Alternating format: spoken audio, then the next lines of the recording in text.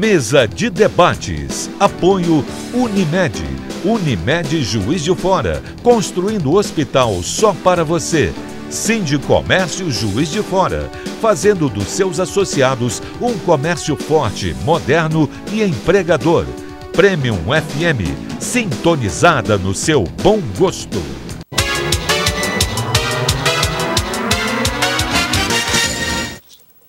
Estamos de volta com a mesa de debates aqui pela TVE Juiz de Fora. O Dia do Trânsito é hoje, mas as comemorações já estão acontecendo desde a semana passada. Tudo com o objetivo de tornar o trânsito um lugar mais harmônico e seguro para todos nós, motoristas e pedestres. A gente já está falando aqui no início do programa dessa dificuldade, né, em manter uma certa ordem, para que tudo aconteça, para que tudo flua. Quais são os principais desafios que vocês percebem hoje para conseguir dar uma solução nesse trânsito que tem se tornado cada vez mais caótico? Bom, são diversos os fatores que fazem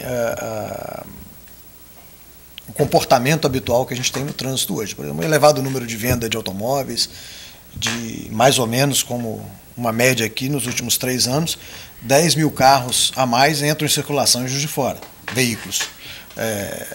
Boa parte também são motocicletas. A motocicleta cresce muito o número de unidades na cidade.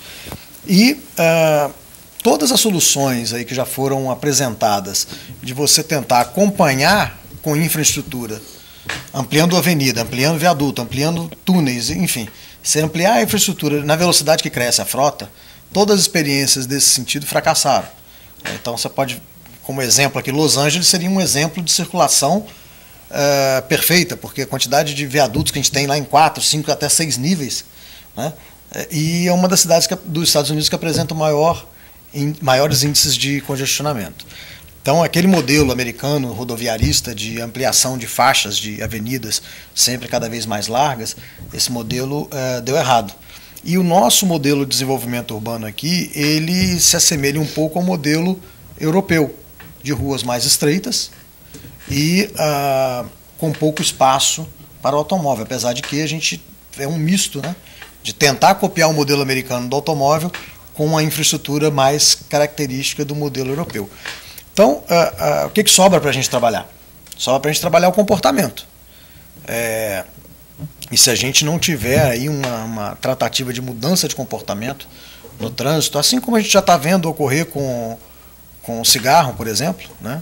Que se falar de 30 anos atrás, o cigarro era uma coisa comum, todo mundo fumava, era até charmoso, bonito fumar, né? Uhum. E hoje em dia já tem uma percepção de quanto o cigarro faz mal à saúde, não só de quem está fumando, mas também do ambiente em que ele está inserido.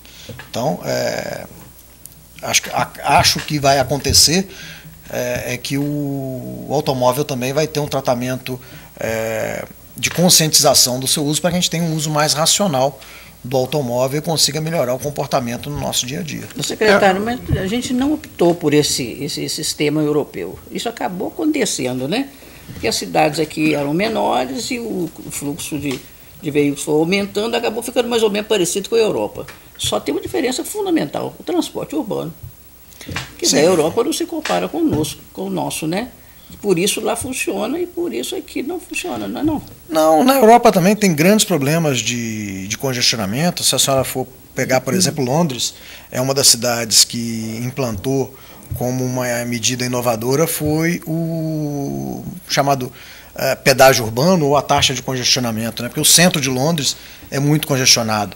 Aí você vai falar, mas Londres é característico. Não, mas aí você tem Estocolmo também na Suécia, que foi a primeira cidade do mundo a implantar um sistema de pedágio urbano, onde você paga para entrar na região mais central para desestimular o uso do automóvel. Aí nós vemos também a Noruega falar que daqui em breve, 2020, se eu não me engano, está abolido o uso de automóveis na área central. Então, são diversas as ações e ações onde tem um problema de trânsito e tem transporte público também, que tem suas dificuldades. Aqui a gente ainda tem muito que melhorar e a gente está num processo de melhoria do transporte coletivo, porém é uma questão também de educação do nosso povo. A gente, como um país em desenvolvimento, durante muitos anos o nosso sonho foi ter um automóvel, até pela sensação de liberdade, sensação de conquista. E aí, quando a pessoa consegue comprar isso, o crescimento econômico que a gente teve o quê? Um grande número de veículos nas ruas, impedido que esse automóvel fosse utilizado de maneira adequada. Até estacionamento, né? Uma dificuldade, estacionamento, né? oferta de estacionamento. E a senhora tocou num assunto importante. O estacionamento, ele é oferecido na via pública. O estacionamento não é uma propriedade particular, ele deve ser utilizado por todos. Então, existem técnicas e tecnologias para democratizar o espaço da via. É nesse sentido que a gente tem que tentar trabalhar. É interessante que o senhor fala, porque essa questão cultural, né, que o veículo era uma forma de ostentação, né, ela já vem mudando, principalmente com os aplicativos que nós temos aí hoje, né, de compartilhamento de veículos, né, deslocamento de maneira compartilhada. Então você vê que o veículo, né, pessoas mais esclarecidas, né, está deixando de ser, né, um motivo de ostentação perante a sociedade, status até, né? Sim. E está se tornando algo trivial. Às vezes você compartilha, né? Você não usa o veículo próprio, enfim. Mas como é que a presidência do CONSET, né, do Conselho, ele vê essa questão cultural, se de fato devemos trabalhar para que esse conceito, né, principalmente compartilhamento, né, no deslocamento, enfim, que isso seja, de certa forma, mais divulgado, em termos de, principalmente, um melhor aproveitamento das vias, né, dos ambientes para se estacionar, deslocar, né? Poucos dias eu fui num evento, o estacionamento era R$25. Se você for fazer as contas, o ir e vir não se torna R$25. Quer dizer, se eu fosse usar motorista, um veículo que não seria o próprio, enfim, eu estaria financeiramente até saindo melhor. Na realidade, a gente precisa de estabelecer uma cultura, né? Eu acredito que os dados nos falam um pouco contrário do que você disse, né? 10 mil veículos ano nas vias de Juiz de Fora é surpreendente, né? Então a gente ainda tem mesmo essa questão de possuir um veículo como um status, né? Como uma demonstração de ser bem-sucedido, né? O compartilhamento, ele traz uma característica de valor bem diferente do que é o possuir, né? É você ter realmente uma consciência. Isso é fato de se trabalhar, e a CONSET pensa nesse sentido, né? De trazer essas reflexões, né? Nós temos um dos parceiros da CONSET que ele já fez as contas de uma viagem de táxi mais longa em Juiz de Fora, ficaria em torno de 25, acho que é R$25 ou R$35, uma viagem longa de táxi, e o quanto que seria isso se houvesse uma infração, uma autuação por você estacionar o seu veículo no local inadequado, né? Então, isso é uma questão cultural. Você tem que, ao se programar para determinado evento, você colocar esse deslocamento como parte do seu evento, né? E é uma coisa que não acontece, não é assim que funciona, né? Você tem que ir numa festa, você tem que ir numa balada, você vai a um casamento, não importa, o evento que for, você tem que fazer a sua contabilidade inserir a possibilidade de não ir de carro, né? Isso é um valor cultural, que nós ainda estamos aí numa fase de crescimento e de construção. E né? Nós vemos também, assim, às vezes a mesma família vai 3 pessoas em 3 carros na mesma evento. festa. Não tem consciência, né? O mesmo evento. O que o CONSET quer atingir? O que a gente seria o ideal para a nossa sociedade aqui, na realidade de Juiz de Fora? Dentro da realidade de Juiz de Fora, a CONSET hoje ela está trabalhando no sentido de conscientizar o uso das vias. E aí, assim, todos os públicos, nós estamos falando de todos os públicos, desde condutores de todos os modais, né, pedestres, né? A nossa intenção é que um pedestre faça a sua escolha diferente, que o condutor também. Nós seguimos o que atualmente o Denatran estabeleceu no Maio Amarelo, e como tema também da Semana Nacional do Trânsito, que é minha escolha faz a diferença no trânsito. Então, em cima dessas escolhas é que a gente tem buscado, né? Você começou falando da Semana Nacional do Trânsito, começou dia 18, encerra hoje. Em todas as nossas ações, nós tentamos e buscamos esse tipo de conscientização. Quer dizer, qual a escolha que você vai fazer? Tomara que a escolha fosse usar menos o carro. Menos o carro, atravessar com mais segurança, conduzir de forma mais prudente, né? Porque no trânsito, assim como na vida, você faz escolha o tempo inteiro. Né? Eu tenho que atravessar uma rua. Eu vou procurar ou não uma faixa de pedestre. Eu vou esperar ou não o semáforo, o foco de pedestre ficar aberto para mim. São escolhas. Eu vou andar de motocicleta. Eu vou usar a viseira ou não, porque o capacete já se usa, né? Pelo menos aqui a gente já percebe que as infrações estão diminuindo com relação... Bem, né? Ainda bem. Mas a viseira continua levantada. Né? É uma questão de opção. Né? O que tem a ver essa viseira? Tem tudo a ver. Né? Um mosquito, uma poeira que entra no seu capacete pode fazer você ser acidentado e causar acidente. Então, o trânsito é feito de escolhas. O que a gente percebe nessa tal escolha de trocar o carro por um transporte público, por exemplo, é que quando a pessoa chega num ponto de ônibus, às 6 horas da tarde, ele muda de ideia. Já até sinalizando aqui o Caio, aqui, mas eu queria deixar a pergunta para o próximo bloco, Caio, se você me permite. Aí você me lembra. Eu vou te lembrar, por favor. 30 segundos. Secretário, nós nas últimas campanhas eleitorais tivemos aí a discussão, né, com o tema trânsito, né, muito ligada a obras viárias, né, principalmente de transposição da linha férrea. Só tem alguma novidade para trazer para a gente a respeito de viadutos, pontes, mergulhões que estão ainda por ser inaugurados? Daqui a pouco. Depois do nosso último intervalo do nosso programa de hoje, já está acabando a mesa de debates aqui na TVE Juiz de Fora.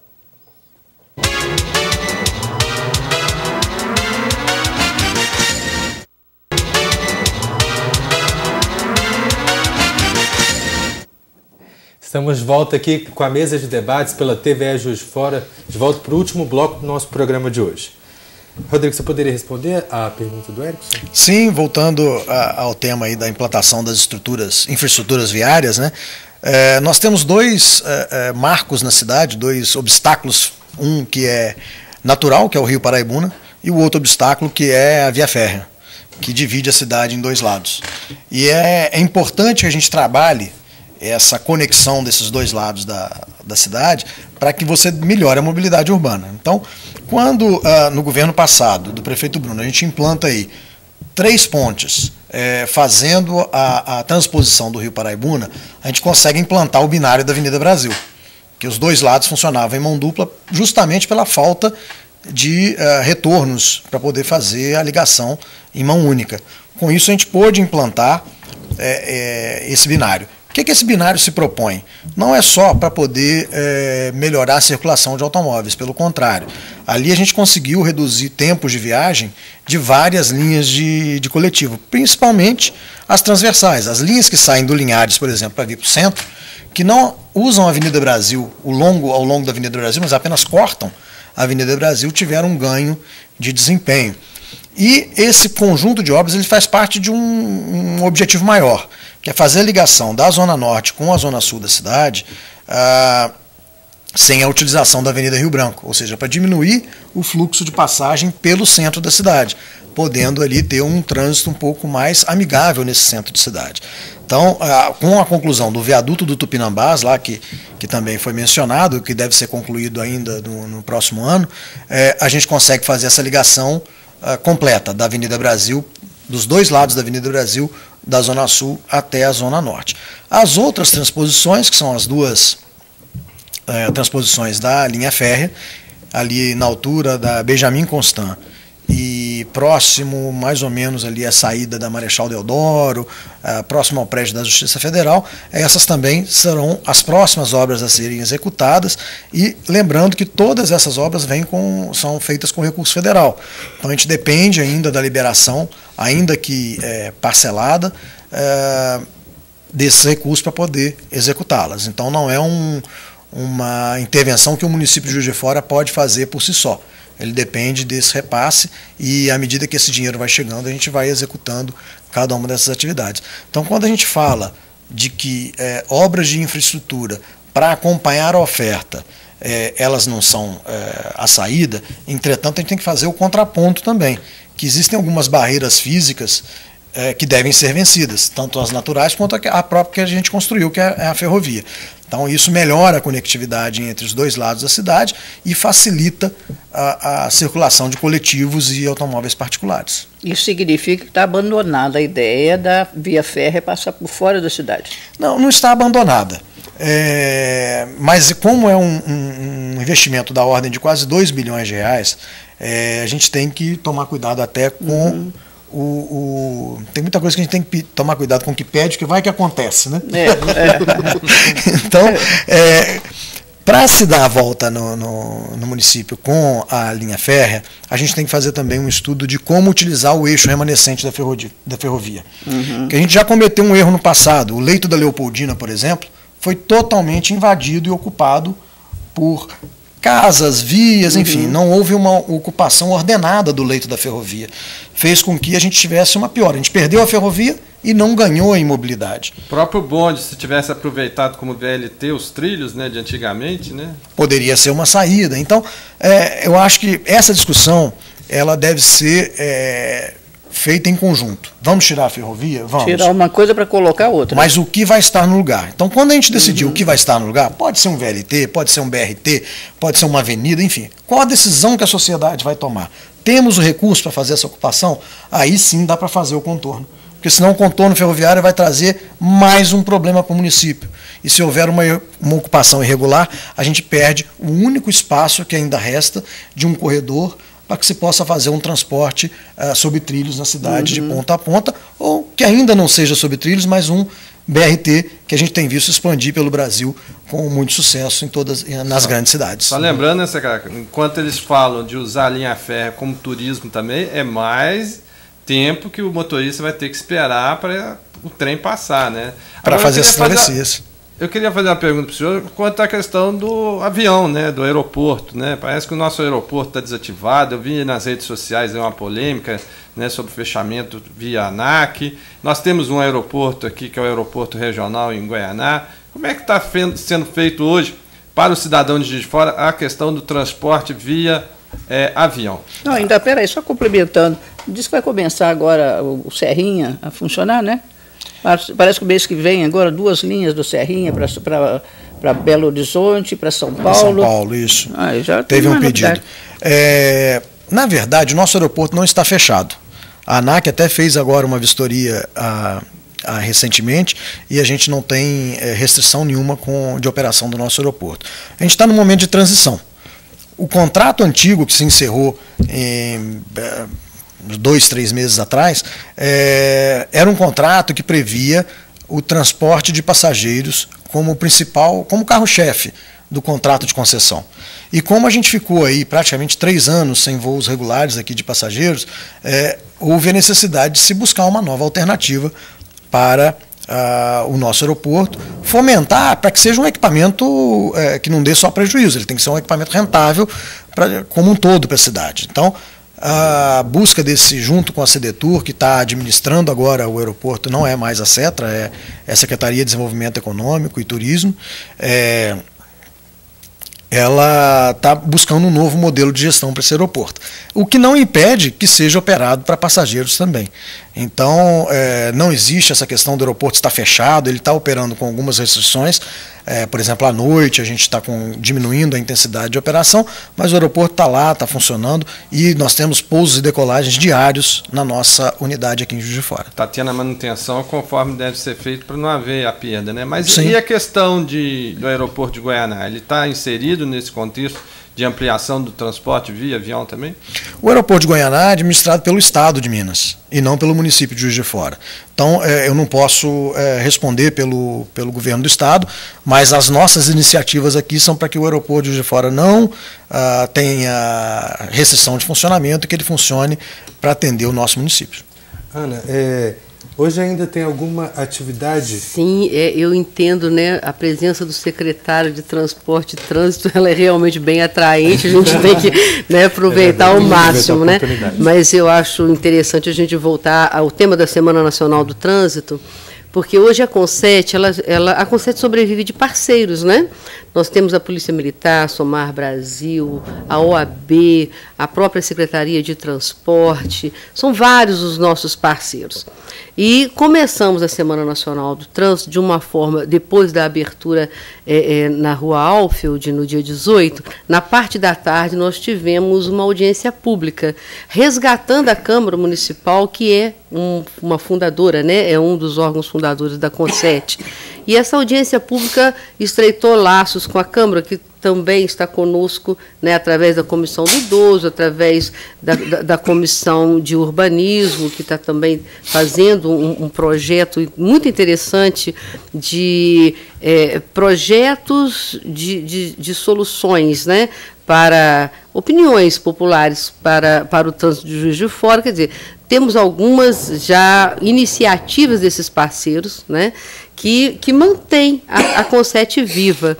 E hoje, à tarde, a partir das 14 horas, no Centro Industrial, no auditório do Centro Industrial, a Conset está promovendo um workshop empresarial, onde as empresas de Juiz de Fora estão sendo convidadas a ir ao workshop, conhecer a Conset. Nós fizemos uma mesa, a mesa está bastante densa, com a presença do secretário da CETRA, o secretário de Desenvolvimento Econômico, a delegada de Trânsito, a Câmara Municipal, né, o representante do Sindicomércio, para a gente discutir com as empresas essas possíveis soluções para o nosso trânsito, enquanto parceria, enquanto atividades dentro das próprias instituições. A gente tem que entender que uma empresa ela pode ser um polo gerador, na maioria das vezes ela é um polo gerador de tráfego, mas ela pode ser um polo gerador de boas práticas, né? E essa é a nossa intenção desse encerramento da Semana Nacional do Trânsito, com esse público, tentando atrair mais parceiros para as nossas iniciativas, para as nossas frentes de trabalho, né? Fica aí o convite, inclusive, para a participação. Então, a gente aproveita para reforçar esse convite, todo mundo lá participando do evento. E o nosso programa de hoje chega ao fim. Eu gostaria muito de agradecer a participação de todos vocês. Muito obrigado. Obrigado, debatedores. Eu gostaria também de agradecer a você que acompanhou o nosso programa aí de casa. Lembrando que a mesa de debates volta amanhã ao vivo aqui pela TVE Juiz de Fora, às 11 horas da manhã. Você consegue assistir a reprise do nosso programa de hoje às 6 horas da tarde. Essa e outras edições do nosso programa também no nosso canal no YouTube. É só procurar por TVE Juiz de Fora. Você também pode pegar as informações da mesa de debates, da TVE, do Diário Regional e da Rádio Prêmio através do nosso aplicativo Diário Regional JF, que você pode baixar gratuitamente no seu smartphone. Muito obrigado pela companhia, uma ótima tarde e até amanhã.